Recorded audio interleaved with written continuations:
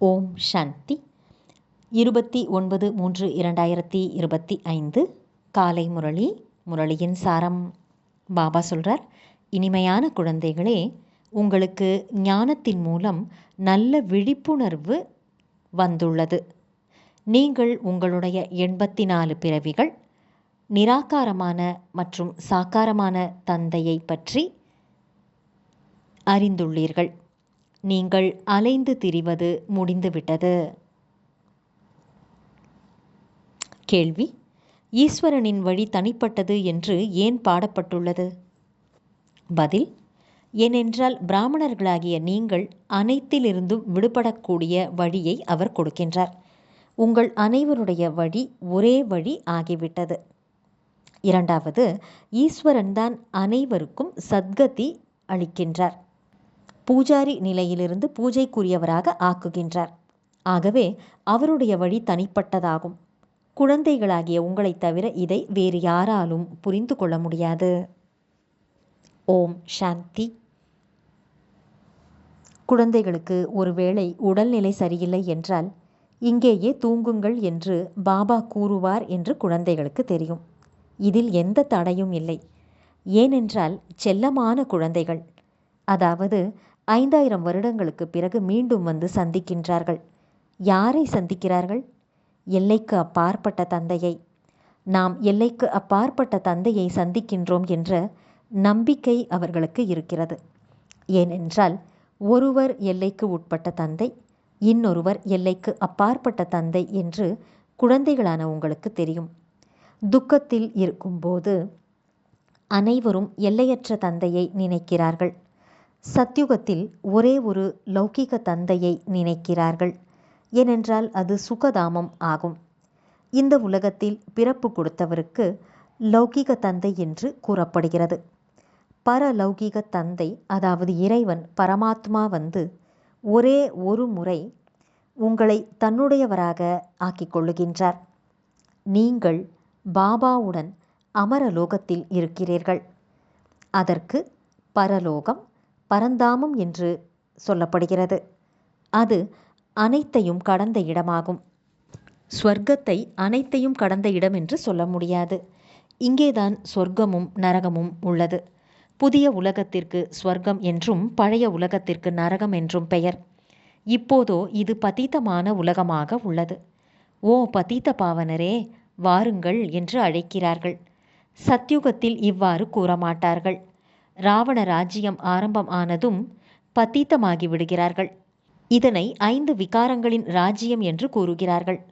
சத்யுகம் நிர்விகாரி ராஜ்யம் ஆகும். பாரதத்திற்கு எவ்வளவு உயர்ந்த மகிமை உள்ளது! ஆனால் விகாரிகளாக இருக்கும் காரணத்தினால் பாரதத்தின் மகிமையை பற்றி தெரியவில்லை. பாரதம் சம்பூர்ண நிர்விகாரியாக இருந்தது. அப்போது இந்த லக்ஷ்மி நாராயணர் ஆட்சி செய்தார்கள். இப்போது அந்த ராஜ்யம் இல்லை. அந்த ராஜ்யம் எங்கே போனது?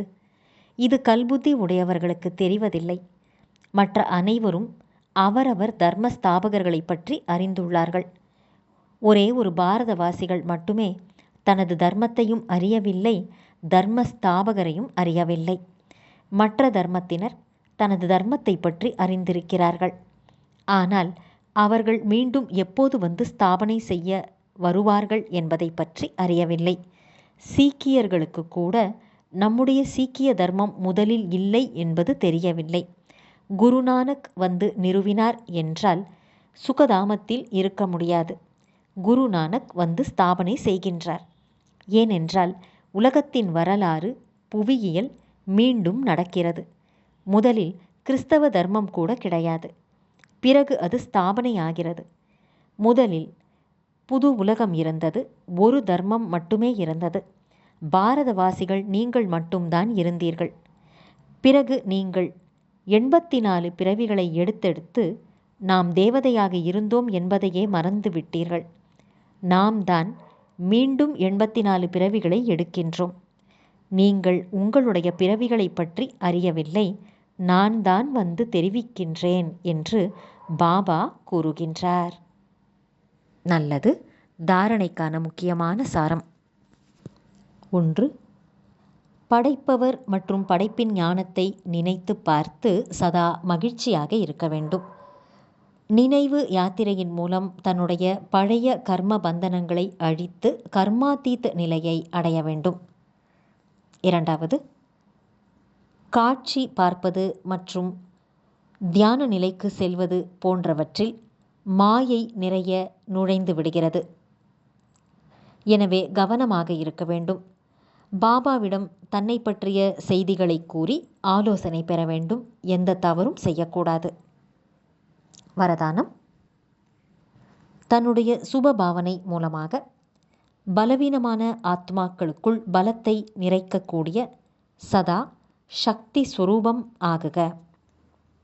விளக்கம்: சேவாதாரி குழந்தைகளுடைய விசேஷமான சேவையே என்னவென்றால் தான் சக்தி ஸ்வரூபமாக இருப்பது மற்றும் அனைவரையும் சக்தி ஸ்வரூபமாக ஆக்குவதாகும்.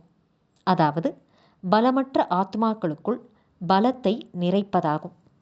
இதற்காக நீங்கள் சதா சுப பாவனை மற்றும் சிரேஷ்டமான விருப்பத்தின் சொரூபமாக ஆகிவிடுங்கள். யார் மீதாவது பாவனை வைத்து வைத்து அவர்களுடைய மனதிற்கு பிடித்தமானவராக ஆகிவிடுவது என்பது சுப பாவனைக்கான அர்த்தம் அல்ல. இந்த மாதிரி தவறை செய்யக்கூடாது. சுப பாவனையும் கூட எல்லைக்கு அப்பாற்பட்டதாக இருக்க வேண்டும். ஒருவருக்காக விசேஷமான பாவனை வைப்பது கூட நஷ்டத்தை ஏற்படுத்திவிடும்.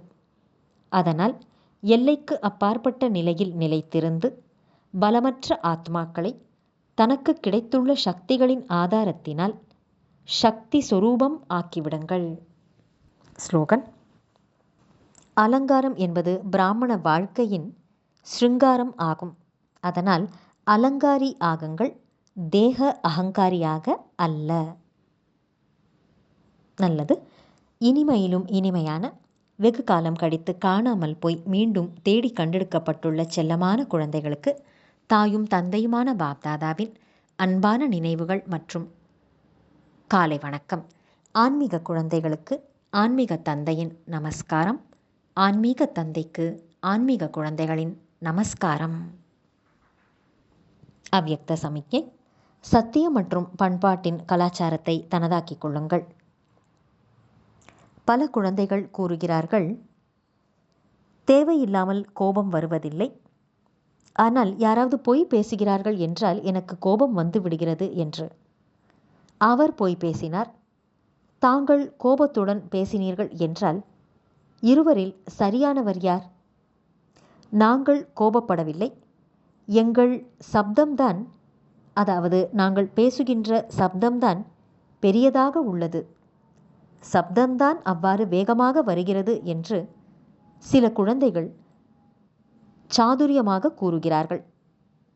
ஆனால் அறிவியல் சாதனங்களால் சப்தத்தை குறைக்கவும் அதிகப்படுத்தவும் முடிகிறது எனும்போது அமைதி சக்தியினால் தன்னுடைய சப்தத்தின் வேகத்தை குறைக்கவோ அல்லது அதிகப்படுத்தவோ முடியாதா என்ன? நல்லது. ஓம் சாந்தி.